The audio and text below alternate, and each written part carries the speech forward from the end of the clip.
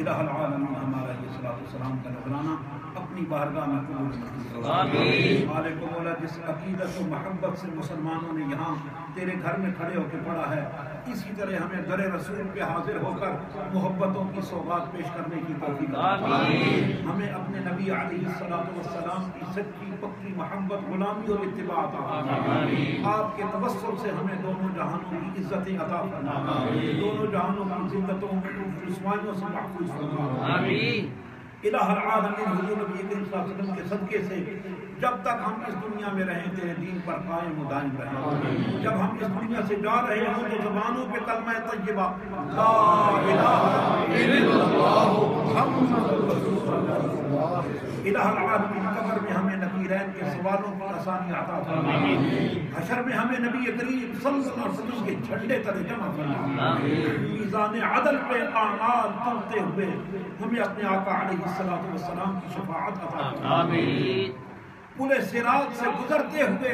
رب سلم کہنے والے آقا کا سہارا ہمیں عطا فرما، جنت الفردوس میں ہمیں قرب مصطفیٰ میں جگہ نصیب فرما،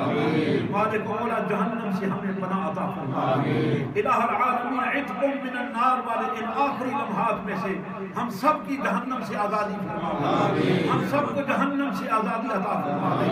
مالک مولا ہم سب کو جہنم سے آزادی عطا فرما، جنتیوں والے اعمال ہمیں کثرت سے کرنے کی توفیق عطا فرما، اور جہنمیوں والے ہر برے عمل سے ہمیں بچنے کی توفیق عطا فرما، ہم سب کے الہ العالمین کاروبار حیات میں برکتیں عطا فرما، معاملات زندگی میں برکتیں عطا فرما،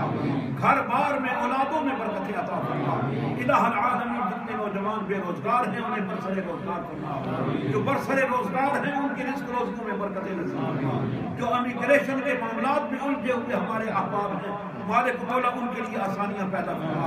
جو بچے امتحانات دے چکے ہیں الہ العالمین ان کو اچھے نمبروں میں کامیابی عطا فرما، زندگی کے ہر امتحان کو ان کے لیے آسان فرما، الہ العالمین ہر امتحان میں اچھی کامیابی نصیب فرما،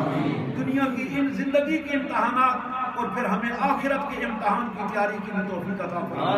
میدان قیامت میں جو ہمارا امتحان ہونے والا ہے ہمیں اس میں بھی سرخرو فرما، ربنا آتنا فی الدنیا حسنہ وفي الآخرة حسنة وقنا عذاب النار، وصلى الله تعالى على رسولنا وحبيبنا محمد وعلى آله وسلم.